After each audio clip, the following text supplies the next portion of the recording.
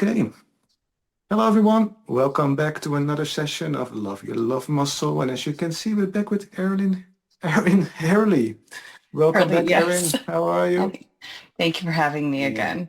People who are watching me, maybe they see I'm tired. It's been a long week for me. So maybe Erin will do all the talking today. We'll see. Oh, Uh, but before we get started, I want just because this is a session, when we talk to Erin and have these conversations, we often have quite important topics.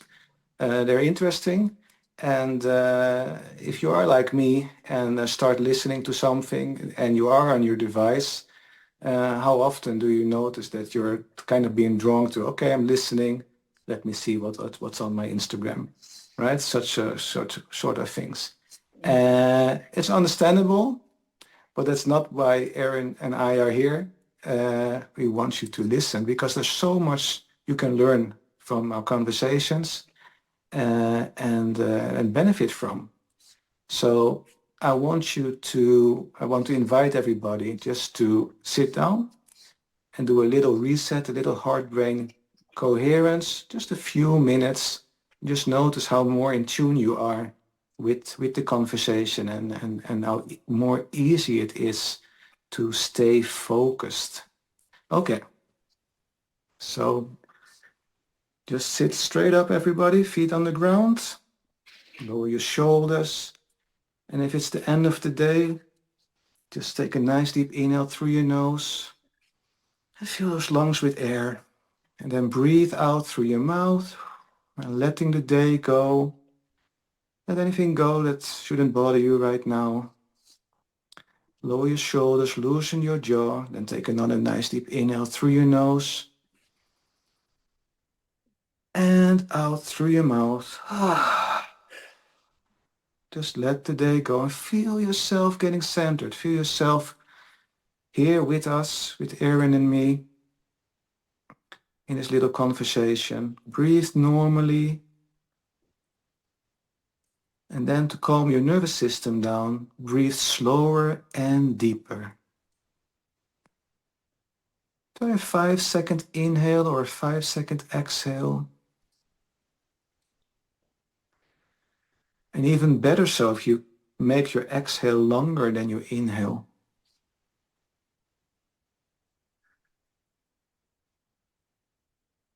Just breathe in a tempo, in a way that's comfortable for you, but just slow down your breath. Calm down your nervous system. Slow down your system.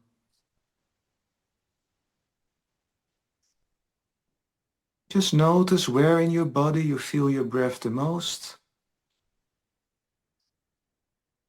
Maybe you feel your breath the most in your nostrils, the back of your throat, or your chest, or your tummy. Just focus on that point in your body where you feel your breath the most.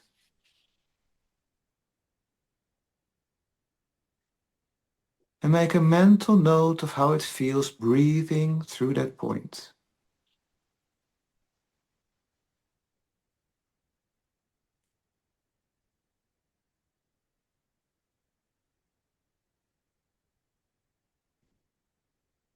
Maybe you feel the colder air flowing in,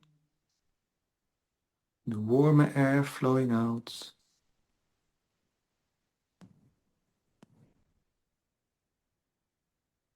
Wonderful.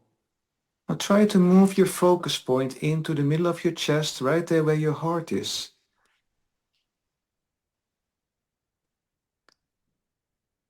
And if you want more help to focus on your heart space, just put your hand on your chest, right over your heart.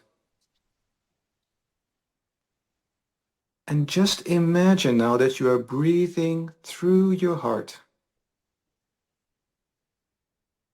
Just imagine the air flowing in through your nose, going down through your throat, down through your heart and into your belly, and then back up again through your heart and out again.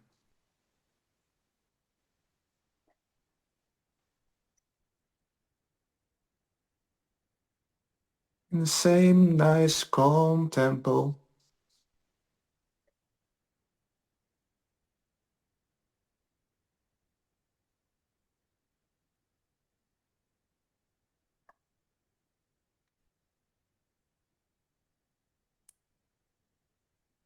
and try to set the intention for yourself to be present throughout this conversation, throughout this podcast session, to pick up useful information that you can use in everyday life.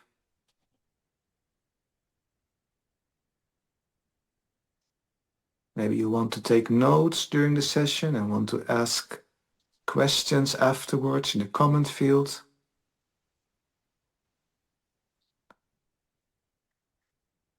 Just set the intention to stay focused and be there with us, with Erin and me, Seb, and all the other people that are watching or listening in. We all connected. And actually, we all connected through that field that the heart creates. Beautiful. Now just get back. Breathe normally again. Maybe you want to take a nice deep inhale. And exhale again. Move your body a little bit. And just feel how present you are right now. Beautiful. And Erin, you're not the only one yawning during those kind of sessions. So that's interesting. It's like they say yawning is because your brain tries to cool down. But I think it's like when your body relaxes, your brain relaxes as well. And it's like getting that little extra fresh air. And then, and finally, and that's staying focused. Because all sorts of things, when you ask people to get centered, they focus inwards to themselves, to the present situation, and all the things that they're having going on in their brain at the same time that they want to have control over, they fall away, and the brain is like, stretching. Nice. Yeah. So That's you're how I absolutely experience it. right. Yeah. So I have some friends in the southwest of the United States, and they do a lot of breath meditation. And one of the things that you'll come to find is when you yawn, when you take in those deep breaths, it's getting that fresh, oxygen-rich blood to circulate even further into the body. When you're taking those shallow breaths, it doesn't have the emphasis to go to the ends of your fingertips, your toes, and whatever in your body is not getting oxygen starts to deteriorate, which that goes right along with your energy. So yes, it's a multitude of things. Your brain's trying to cool off. Your body is trying to get that oxygen to the very tips of your fingers, your toes, every organ, every cell inside the body. It wants to be, witnessed. It wants to be alive. It wants to circulate. But not only that, when you take in that deep, beautiful breath that you have us take, it gets you so focused in on your body. It gets you grounded so that you can be in the present moment. So in a lot of the work that you do and some of the work that I do it's that motion of awareness. So it's massively essential what it is that you do in that. Breathing is the most important thing we do. And breathing in a good way and know what breath can do to you, what your oxygenate your body is so important. Yeah, absolutely. Um, if you're wondering who is Erin and who is Seb, we did a podcast a few weeks back, and I want to just say to you, I will post a link underneath the description of the podcast as well to that episode. Tune in there. In the first 5 minutes, you'll learn exactly all about Erin, and of course, underneath this podcast as well, you will get all the links to social media that Erin has, where you can reach out to her, where you can ask questions, etc. So it's a bit like every time we're introducing ourselves takes away time, and people who are watching all the time, they know us by now. So Yeah. exactly. Um, Last time we talked about how powerful we are as human beings. And I was thinking before I tuned in with you here on Zoom, Erin, about who are we? Who are you? as a person, and how do I feel about who I am as a person or human being, I tend to say. It's like I tend to see us as human beings that are using our full potential. Like with your work in coaching, with your knowledge about also psychology and also the more spiritual side of things. And like we talked about how powerful we are, and we're going to talk today about manifestation and a law of assumption as well. We use this in everyday life, right? So I always tend to say like I'm utilizing all functionality that I know about a human being has. Mhm.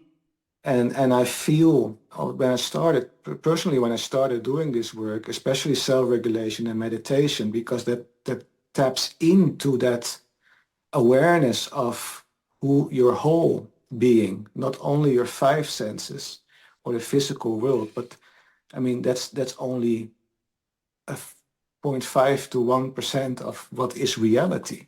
Actually, if you look at it with a physicist kind of view, and being able to utilize more than that and also get results from that. When I started doing this work, I have always felt like I'm more whole. Not that I don't get sick or anything like that, but I feel like more whole as a human being. What do you feel or think about that, Erin? Oh, goodness. And getting into this work, you do feel a lot more whole. And yes, your sense of humanity, yes, that connection to other people, but also you start to become very self-aware of yourself, your life, your experiences, what you've been through, what you haven't worked on, and every single aspect of it gets brought up to you to witness and to decide to transmute into healing energy or to whatever it is that you would need at the time. So when you do say yes to this work, when you do say yes to this path, which everyone who would be listening to it, anyone who would find their way to it, they will find their way. They are in their own way saying yes in that moment. They're going to start to notice all of these unique things about them. So um, it's it's not just that it makes you feel whole. It shows you everything that has been a strength of yours, what has been an excuse. It puts you out in front of yourself in such a unbridled, undeniable, authentic way that you have to kind of see yourself in that new light. And it's not like you have to see yourself as superhuman because it's not like anyone is better or worse than anyone. It's like taking away just this basic concept of you are just walking through an experience in this world. You are, in fact, the experience of the world. You are not separate from the sunlight that's coming towards you, the shadows that you cast upon life, the neighbors that you have, the pets that you choose to have. Everything that you are, everything that you witness is in collaboration with itself. Does that make sense? Yeah, it's all connected, and that's the beauty of it when you realize that and become more aware of that. Like, oh Yeah. wow, and everything. Like we talked about last time with the state of being, and we most likely will go into this today as well.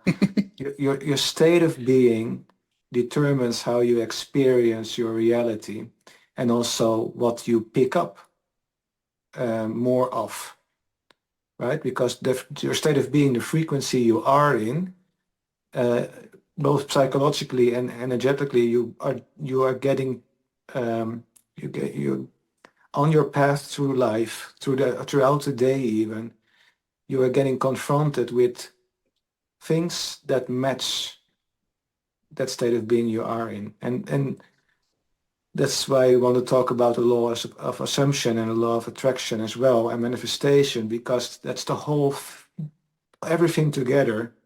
It's all overlaps. It's partially the same. It's just different way of explaining things. I say them. Uh, it all comes together in this beautiful way that, okay, my frequency, the way I feel, is how the way, partially how the way other people see me, and I influence how they see me, and it's also how the world reacts to me.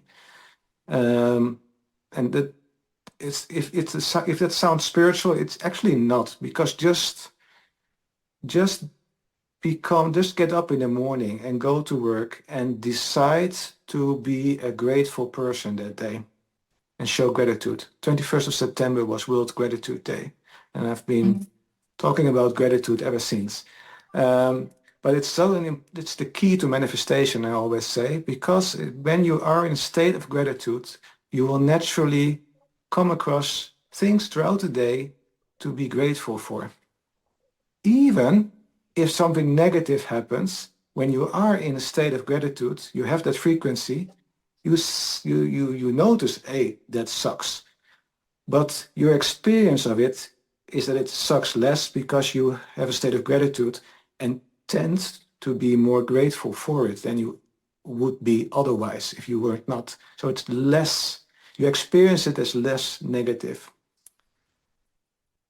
So I fully agree with that. In addition to that, I do feel like gratitude is not just about um, it's not just about good. It's what commands your focus. It's what stands out above everything else that is in vibration with you. So what is it that you are grateful for, that you keep chiming into, that you keep seeing, that is like the good or the challenge around you? Okay, so yes, when you wake up, you choose how you are going to preset your day. What is it that you want to experience? Was it that you want to feel, that you want to see? And generally, you want to start the day off with a positive, optimism. It's optimism. I can't really fathom somebody who wakes up and just wants to make the entire day a nightmare. You want to know what? I'm going to treat myself today. I'm going to see how much I can hate today, how much I can hurt things, how many people I can tick off. I'm looking forward to flipping everybody off in traffic. I can't imagine that that would be something that people want to have as a preset to their day in the world. And it's not just that there's going to be things that either open the pathway for that gratitude that's going to fall in line with that optimism that you want to start the day. And did you ever see that sleeper hit of 2008, The Secret? I know you've Oh, you've yeah, yeah. everybody did. Like it's not it that was a tip of the iceberg. Did you ever see it? I read it, seen it, and yeah, like you say, it's the tip of the iceberg. It doesn't tell you everything. Did you ever see the follow-up to that, What the Bleep Do We Know? It's actually Yeah, called Bleep. They don't, okay. yeah. So we have all of these, oh God, it's that wolf guy. It's it's a type of, it's not a psychologist, it's like a physiologist or something to that effect. But they do all these studies on energy. And in The Secret, there was this instance where this woman, she woke up and she flipping stubbed her foot getting out of bed. And it was awful. And have you ever woken up and you just hit your foot and it's instant pain the moment that you wake up? Mhm. How did that set the tone for the day? And how did you turn it around? Were you able to turn it around? How can you take a challenge that's put in front of an intention and transmute it? I think that's kind of what I wanted to get to at that point in time. So let me ask you, how can you start off with an intention, see the next step after that, and either accept it or transmute it into something else? What has been Seb's experience with that? When I get up in the morning and I have this, I haven't hurt my foot, though I have almost fallen out of bed once. But but I like everybody else, especially on a Monday. Uh, I like, oh, I have to get into work. but I override that because I mean, even if that's why I do my morning meditation, and I noticed more and more people doing that. They have a morning routine where they just use 5 minutes for themselves to set their state of being, to set their intention for the day, basically. And that's what does it for me. I mean, because I know from experience, and everybody else will experience that, okay, when I get out of bed with a bad mood and I drag that with me throughout the day, it's not going to be a good day, right? Mhm. And for me, I'm always concerned when I worked a lot with cancer patients, like you know from our last conversation. Uh, I don't want that mood to get transferred to my patients. There's no help for them. I mean, I'm not, that's not my work to do. So I have to, I won't say transmute. I have it as knowledge, right? Oh, today I got up in a less pleasant mood, but Mhm. I reset that.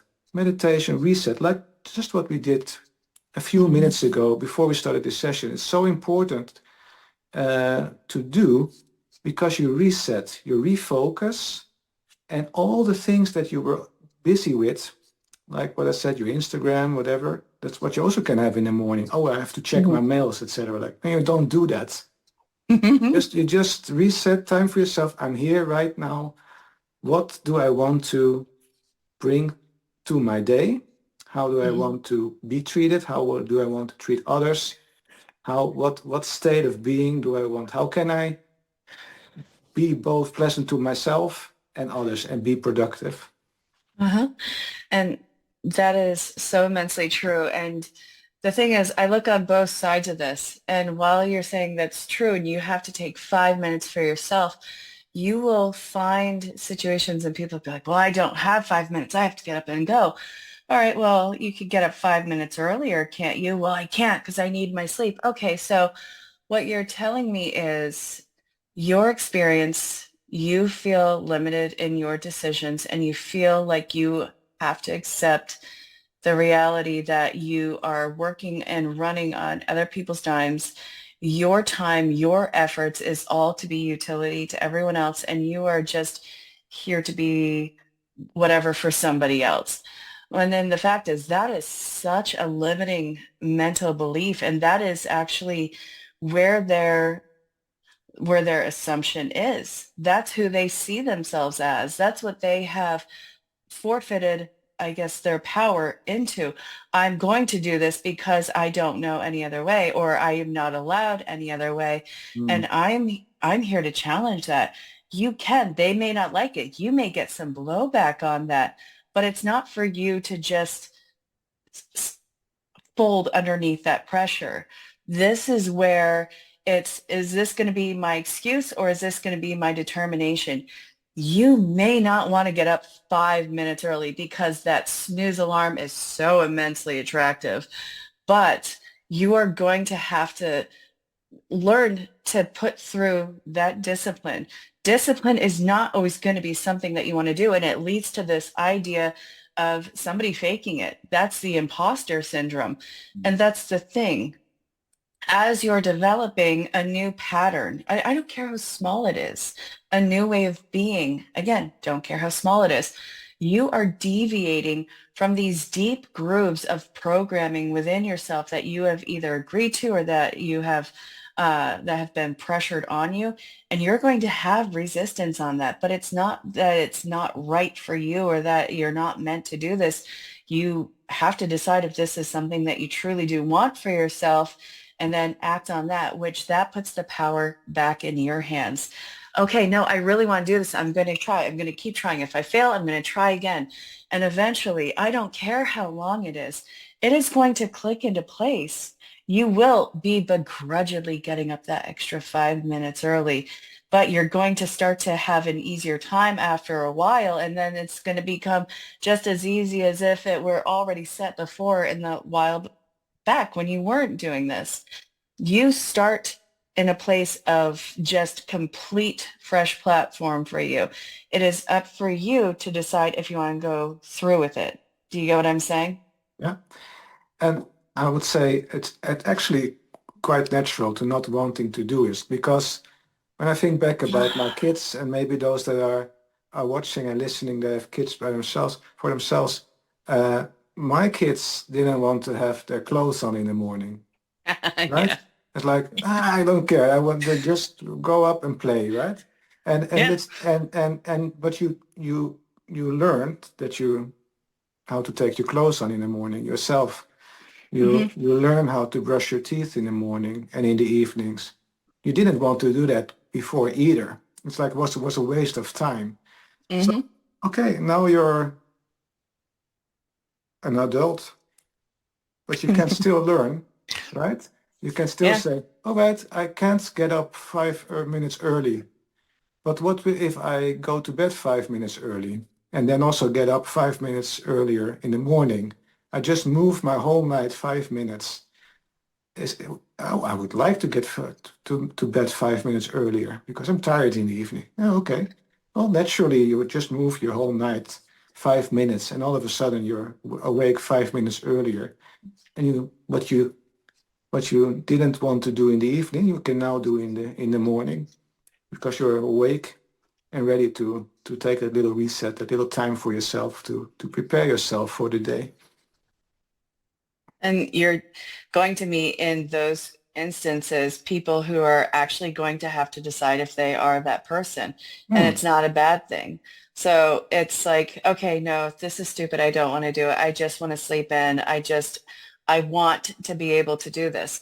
But like we were talking about before we're on this, you are going to start to see the difference in people and how they want to start being more for themselves. It's not, again, better or worse. It's not better or worse. It's just that different caliber. You know how people do like this work routine, this diet, this exercise routine, and they'll have like the cheat days? The cheat days when they're like, okay, now I can relax, I can do what I really want to do. What they really want to do, that is still the base of who they are. And this and what they're behaving with throughout the rest of the days, that's who they aspire to be. But there needs to be a transition from who they are into what they want to be with less of a shift, if that makes sense. So Yep. eventually that person is not going to just stay on that routine. They're either going to be all about that new life that they're stepping into, or they're just going to start being like, I want that extra day off, the additional day off. And then they're going to slip back into patterns of behavior that are enabling for themselves, but it's not getting them to where they want to be. So they learn to want less. They learn to Yeah. want to do less. They learn to want to, well, I don't want to say be immobile or anything like that because it's not like that, but it's just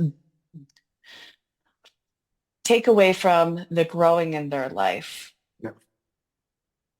Either stagnate or just stay the same. Hmm. I would, what I find interesting or a challenge is I was thinking, how can I make it more fun for Hmm. people? Like turn things into more of a game. Like people get more engaged into changing. Hmm. I think that that would be a great part because one of the things that you start to see with others as they move on to different energy levels in life, they think they have to present a certain way. And the thing is, the world needs you to kind of be uniquely yourself. And before everything was compartmentalized and structured before you, you were this abstract piece of art that was just kind of designing its way through the world. You need to take that design and elevate it up with you. Does that make sense? Yeah, yeah, absolutely. Yeah, So with the unique character that you are, with the life experience that you have had, which it's different for all 8 billion people on this planet, from the 8 billion different perspectives that we have, what is unique and so special about you that you can still have like this elevation in the vibration of what it is that you want to experience in the own unique way that you can? So that breaks it down even more. It's this big convoluted, um, yeah, I'm going to say this energy field. It is that sense of oneness. Yeah. It is, and this is where I start to kind of get into the chaos theory of it, because it is the sense of oneness and its uniqueness all in the same breath. It is the sense of having these different levels and then having the reach up and that you just see something that is on level with you that is different. And I know that this is going to sound just as weird as it is, but everything is and it isn't at the same time. It is the zeros and the ones that you get to experience in life. Is it going to be your on switch? Is this going to be your yes? And what is it that you are saying no to? Does that compute? I know how it can sound because Mm. it's an experience. It's a Yeah. perception. It's a decision of awareness. And uh,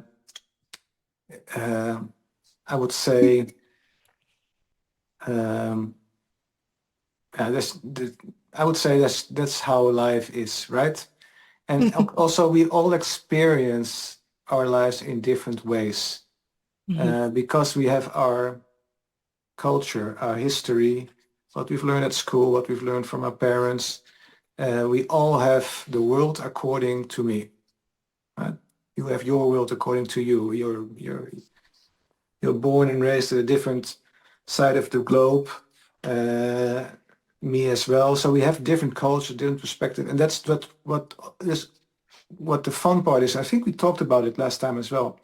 But instead of looking at it as being different, we should combine all those experience because that's what connects us, right? When we combine all the experience and combine all our views and not look at it as being different and necessarily something bad, but just as be open to it and try to understand it from different perspectives. It gives you such a more broader view of the world and life in itself, which I think is helpful in itself to navigate through life.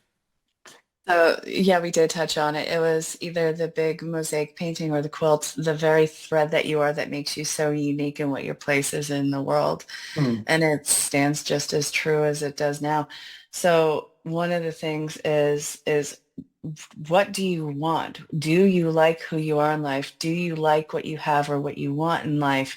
If the answer is yes, then you keep doing what you're doing. If not, then what are the changes that you need to make to get on a higher vibration, to see things on that higher vibration that are just so simple for you to reach out and grab? Because okay, let's think about it this way. What is your vibration? What stands out to you the most? What is your day to day for you? For me, it's like you wake up and I hit that snooze at least once. I do. No matter how hard I try, it's a reflex at this point. And I'm that person who wants to have that additional sweet extra 10 minutes of sleep. But then my favorite thing to do is to go make that cup of coffee because I can smell the aroma. It is such a simple pleasure. And I know exactly the way that I like to make my coffee and the exact way that I like to enjoy it. And the exact time that I'm having it is when I'm having my first session with my first client where she's in a different part of the state and we're doing a morning exercise routine. Like that is the person that I am. I want to wake up and I want to start the day with something that is simple that is going to allow me to be helpful to somebody else.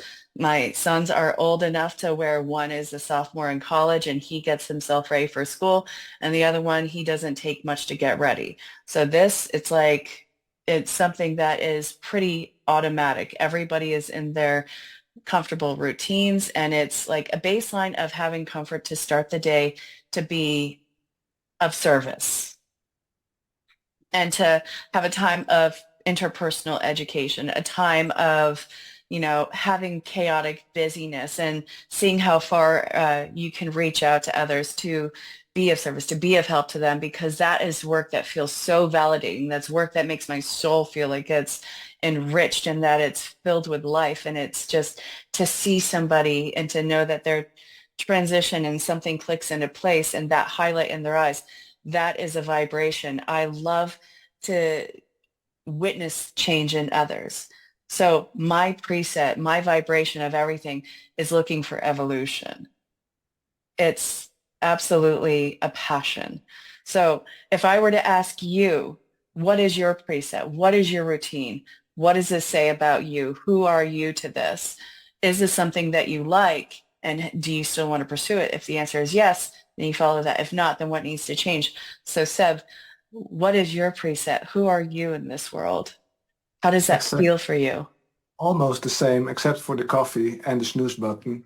Because if I hit the snooze button, I don't trust the snooze button to wake me up again. So I get up straight away. Or Oh. get up straight away. I either lay down. I shouldn't do that, but I do that quite often. But normally I should sit down in my bed, close my eyes again, not fall asleep, and just okay, what thoughts do I have now? Just check in with myself, and I've made that my routine because that's what I did. From that moment, I decided to change myself because I was in a situation where I was maybe losing my job and I wasn't pretty happy with myself and the world around me. So that routine worked so well for me that I just kept that. And it's also therefore I also recommend people to do a short self-check-in, self-regulation, meditation, whatever you want to call it.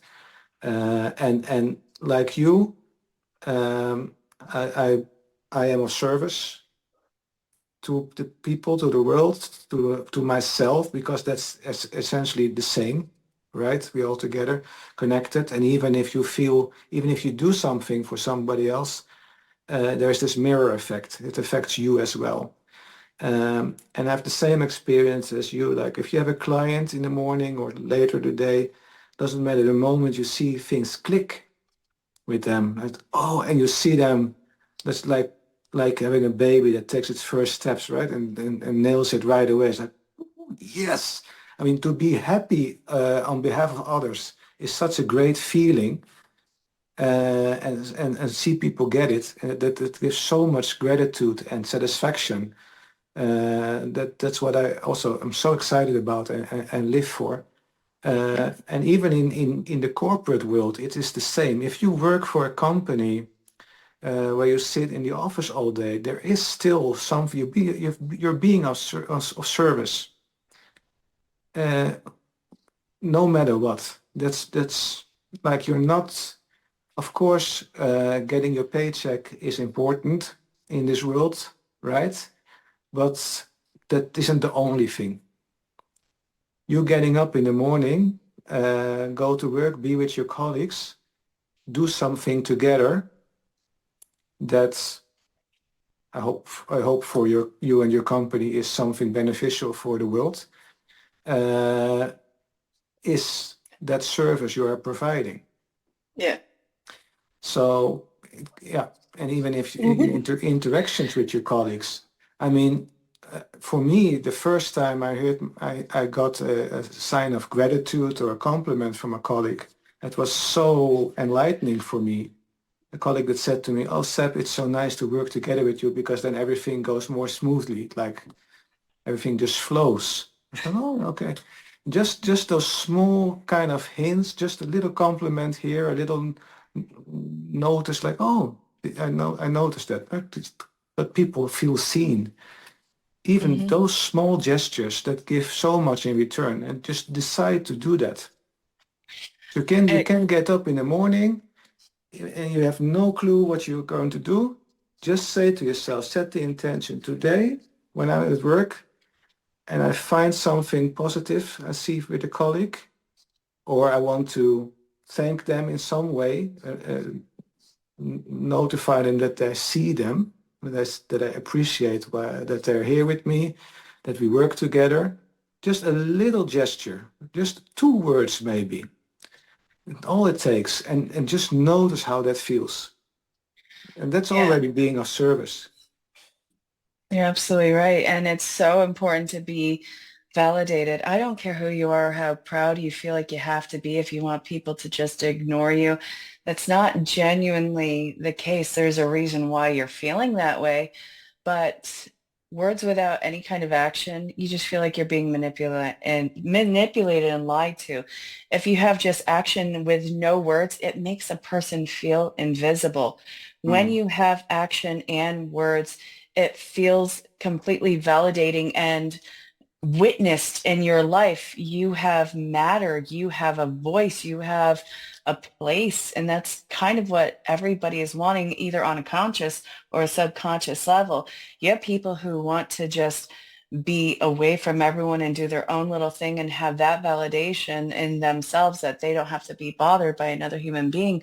And they have that for their own specific reasons that they have been so the reasons are going to vary, but for all intents and purposes, for this instance, a person who would want to be away from everyone and everything, just have their own little small place in the world in the woods where nobody bothers them, that's because this person has either been taken too much or they have, well, not that they have taken too much, but people have either invalidated or sucked the life force out of them too much where they don't trust that people aren't going to do it again. They just want to be isolated alone and recuperate and heal themselves. Or you have all the people who want all of the acknowledgement, all of the recognition because it's something that they had not had. And they are looking for that sense of fulfillment in themselves. And it's okay to want attention. It's okay to want to be witnessed. We are cohabiting creatures. We're not meant to be isolated and away from absolutely everyone and everything, even though sometimes that we want to. So when a coworker is telling you, God, everything just runs so smoothly when you're here, I don't know what we would do without you. That proves to you that your actions and your place of service is one of the most helpful things and that nobody is taking it for granted. And that makes your sense of purpose, your sense of energy and desire to do that to be even more so. It's feeling in alignment with purpose. Does that make sense? Yeah, and it can transform the work environment Hmm. completely, especially in high stress environments. It gives team spirit, it gives recognition to one another, and you also feel less alone, and you notice you're working together towards a goal. And I love, love, love that you say that in that togetherness, because that is raising up that sense of not only the law of assumption, but that sense of oneness. If everybody is building each other up in an authentic way, then the entire vibration of the environment comes up. And that goes into the next crowd of people because it is bearing witness to what it is that you are doing. And that starts to become elevated. And one of the things that goes with that is the genuine authenticness of it. If we're listening or witnessing or interacting with something that is probably not the best, but we're saying that it is, that's going to start to show immense pitfalls immediately because it's not anything that is being worked on. It's just being yes to death. It's an echo chamber of, I don't want to say toxic positivity, but it's an echo chamber of delusion. So if you have something where everybody's rising up, and then we have over here most of it rising up, and then there's this little part of it that's like, no, we'll drag you along with us. No, come on, you'll get it eventually, and it's still not doing the work.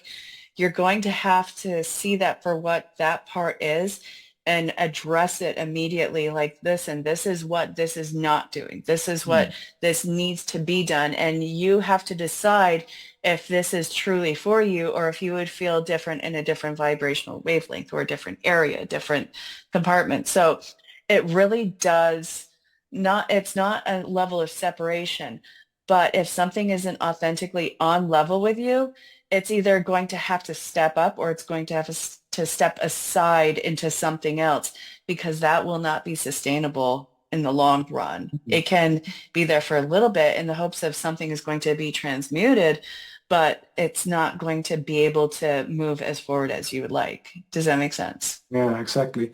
Uh, yeah, that's the whole dynamic. But I want to go back a little bit about law of assumption Yes. station because people might be wondering when are we going to talk about that? You said the words a couple of times, but that's actually what uh, do you agree when I say what we've been doing now so far and also in other talks and we'll mostly likely do in other in common talks as well, is that we change people's assumptions? Yes, and your job in this world is to see your assumption and to decide what it is that you are. If I tell you not to think of an orange car. You're going to think of an orange car. If I tell you don't look for an orange car, you're going to start to see orange cars pop around because your brain works like a colander and it's going to start to filter out what feels like it's authentically you, Yeah. what is authentically called to it, what it's supposed to pay attention to. You become what it is that you pay attention to the most. Your reality starts to become what you pay attention to the most, for better or for worse. So you'll have situations and people who are thinking about death, disease, and they can't think about it. They can't go near it. And suddenly it's this, oh crap, something real is happening. I can't believe this is happening. I've been watching out for it this whole time. Yeah, you've been watching out for it this whole time. And you should have been living your life. You should have been, you know, doing your best and not living in that fear state. There's so many elements to that. So in the law of assumption, what is it that feels the most natural that you see? What is it that you pay the most attention to? You get it? Mhm. Am I Yeah, explaining this well? you do. And I want to add to it, like when people ask, like, does the laws assumption work? I say, yeah, because just look at the world around you. Hmm. Because we all assume things to be true. And that also becomes our truth. It's like we said in the start, the world according to me or the world according to you. We all have our different experiences based on that. So that's our reality, what we experience. Um, when you, I had in the workshop I had last Saturday, there were some people from other countries. One woman from Poland, for example. And in Norway, and I don't know how it is in the States, but I reckon in many countries, people are very occupied with where you're from. Oh, where are you from? Yeah, I'm from Poland. Okay. And then because they have heard things, they have learned things, they assume that that person from Poland is like everybody else from Poland. Yep. And Kind of like, so the sorry. view of that Polish woman becomes because that woman in front of you that you learned about is Polish, you then assume a whole set of values and things about her that might not be true, but for you it's true. So you assume certain things, um, and that happens in everyday life. It's what politics are run through as well. We are getting fed with information to make us assume that it's true. Mhm. So we assume that what the politicians say, or what we talked about before, I had to record with you about radiation, for example. We assume because it's coming from what we think is a reliable source, a source we can trust on, we assume that it's the truth. Doesn't have to be, but we base our reality on it,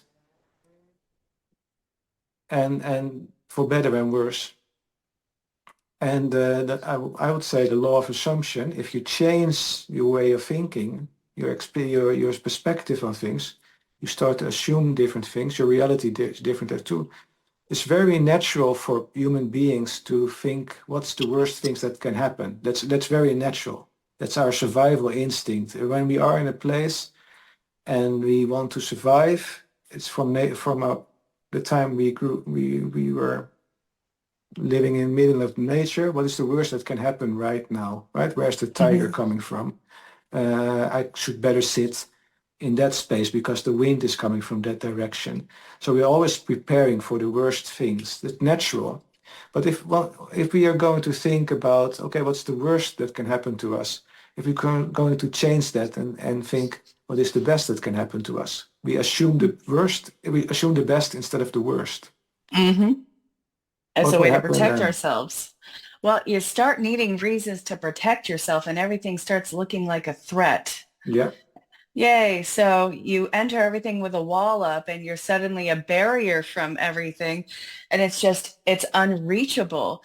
There has to be something, a light and there has to be a light, a hope in the dark that chips away at that wall and starts to show you that life is not all bad and that your life that you want to live is possible, but you have to stop looking outside and start looking inside and communicating. Like as I'm talking to you, suddenly I started coughing.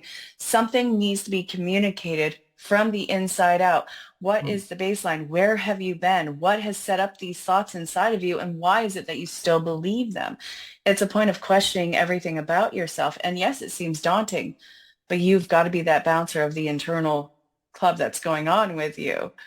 So if you're looking at everything like it's going to be a threat to you, if it's going to make you sick, my God, are you going to be a walking nervous case and everything is going to be out to get you? But if you have even anything that can switch into a shred of hope and a shred of light in the dark, you can follow that and start to minusculely on a molecular level, start to transition from one place to another inside of yourself, and your assumptions about the world and how it responds to you is going to start to be in correlation. Yeah, It's personal evolution. exactly. Yeah. And that change is important. For those working in healthcare and trying to communicate to their patients all the side effects of a treatment, how do you think a patient that is assuming the worst is going to react when you say when you just give a list of all the side effects of a treatment? Mhm. I've experienced Yeah. it myself. If you say yeah, it can be that you feel this and that and this and that, and the next day they come back and they have had all the side effects, right? Hmm. Because they assume that these can happen. But the moment you tell them, I have to tell them, I have to tell this to you, so you know it. But most of the time, this doesn't happen to anybody. But Hmm. if you experience it, you know that it's normal or can happen. You don't have to worry about it. If you start your conversation and then say this and this and that can happen, but often or not, you don't notice anything. That's I a gotta whole ask you a different thing. question. Yeah. How do you get your clients, your patients to go beyond what the side effects could be or what the negative reactions can be? How do you get them to have a better response? I'm asking, you personally, because I think that that Yeah. is immensely great. You can give them everything and be like, I don't think this is going to happen to you, and I'll tell you why. So I want to hear what your thoughts are on that, what you know to be true. Yeah, you don't have to lie about it. You just say the facts, right? Because Yeah. the thing is, in Norway at least, nurses have to tell their patients about the side effects. Because if they don't tell about it, the patient can say, "Hey, I didn't know that, Mhm. right? That I could get this, and it scared me." And no, maybe in the US you can sue your Oh God, yeah. your You can practitioner sue for people it for as wearing a well, black tie. Come on. right? So. Uh, I just say I have to tell you this. This is information about side effects that can happen, but they don't have to happen to you. But if you notice, I always say don't go and wait for it. Just go your normal life. But if you happen to notice something like this and this and this and that, just know that it is normal. It is nothing to be afraid of. And just when you come back to me next time, just tell me about it and we follow up on that. And that's just the soothing instead of giving them a list and not preparing them for it.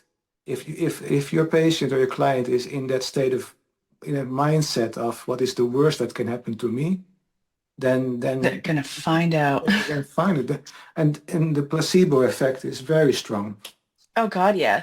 People's right? resilience and desire to live is incredible. Yeah, I can give a piece of paper with the side effect to say this is what can happen and be done with it. Then people can interpret it as, oh, yeah, I have to make sure that this and this doesn't happen, like you said with the orange car, right? Don't look at the Hmm. orange car, and then you start searching for it. It's everywhere. Same with side effects, Yeah. right? So in changing their mind and getting them to be optimistic instead of playing on, the serious, well, not the seriousness, I'm sorry, poor choice of words in that. Instead of playing on fears, instead of playing on the warnings of everything and just informing them, getting them to see the hope in it, getting them to see that how resilient they are, getting them to see that not everything is lost, and showing them that they are, for the most part, in control. They do have the ability to overcome things. And it's not just about the resilience, but that's honestly where you can see miracles happen. I've seen people come back from like in documentaries and sometimes in personal life, like, I've seen people come back from cancer. I've Oh seen yeah. people come back from, long-term illness and disease. Yeah. But I've also seen somebody who is probably one of the most pessimistic, down-ridden people going for one of the most common surgeries that had no issues with it. And they passed on the table. This happened, I want to say 15 years ago. And this person who should not have passed, who had no medical issues from the hospital's end, she just didn't make it through. She could not get through the surgery. And it was a common surgery.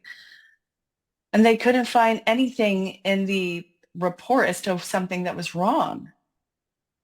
There's always something that can happen. There's always a risk, and that's always in life. You can walk out the door one morning and get hit by a truck, and Absolutely. and I mean, these things happen. I mean, if you are going to be concerned about that, then you can't even sit inside your house because your roof might fall down.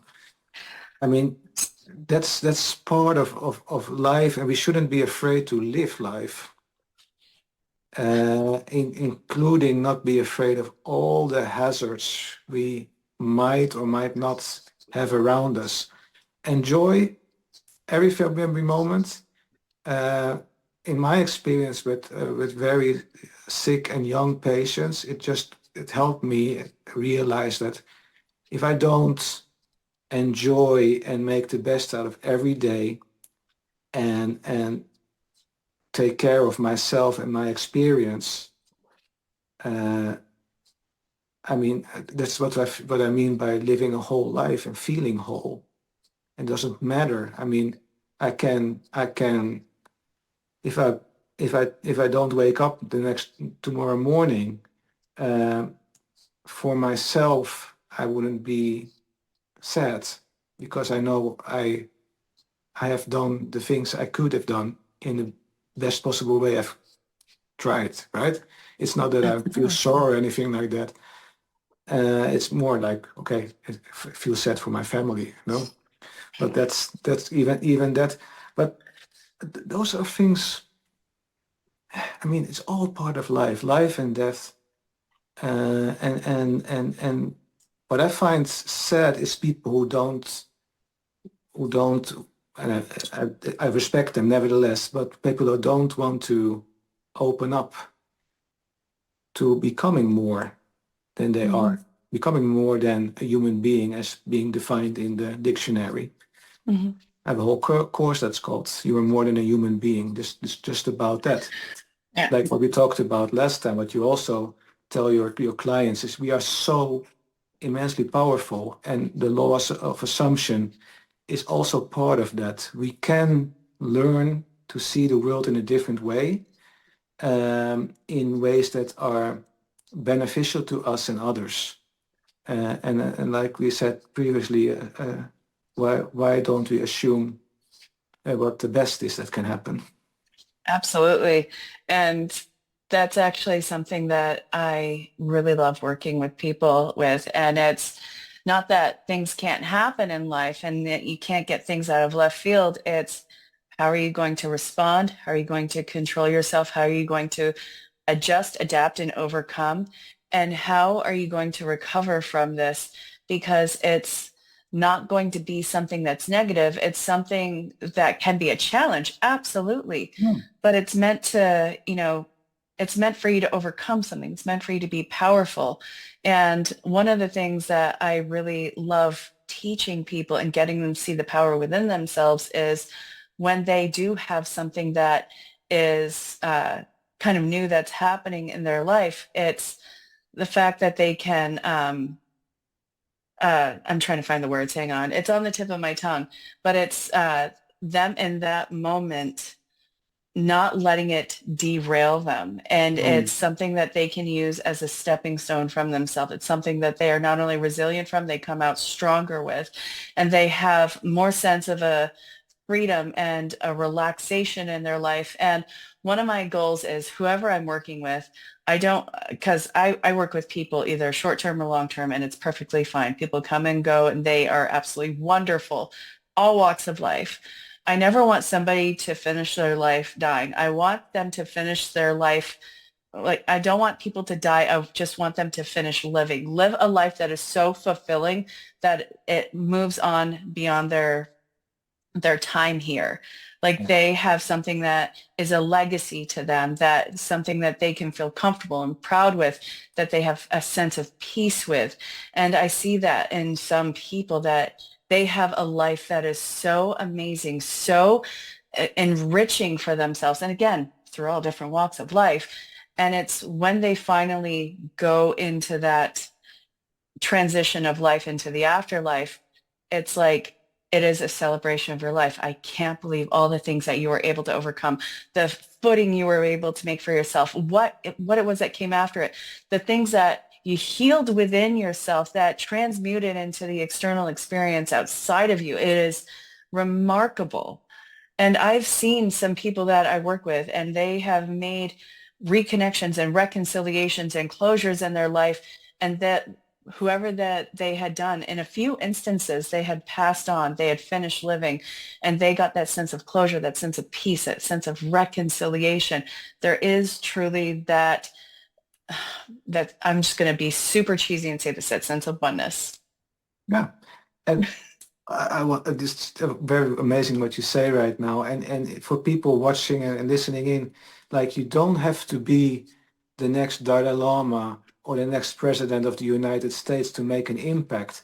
I mean, such you have such a ripple effect by just telling your colleague that you appreciate them. Mm-hmm. Just that one little thing. I mean, that can have such an impact on not maybe one person's life, but think about that family of that person's life you're affected with that. It has a Mm-hmm. ripple effect that goes all over the world, in essence. Absolutely. And that's just a tiny thing. And it costs you 2 seconds of your life and two nice words. And it's just and that's the amazing impact you have on the world. And that ripple effect has also a mirror effect because it comes back to you. It comes back to you. The scent of the rose remains on the hand of the giver. Yeah, exactly. Yeah, and then what I find so beautiful is when people start doing this, they get it, they notice it, they become aware of it, and then it's like, oh wow, it's like a gift that keeps on giving. And forgive yourself for not feeling well one day and not being in the mood one day because that's all allowed, right? We can't Mm-hmm. be we can't be out there all the time. I mean, we get a cold, we get the flu, we can fall from the stairs and break a leg, etc. But know that you make an impact. Oh yeah, different ways when you fall from the stairs as well. But you have made an impact. And even if you get into a situation where you, for example, break a leg, uh, you notice that that mirror effect coming back to you because people will acknowledge that, will try to help you, will tune in and say, hey, how are you doing?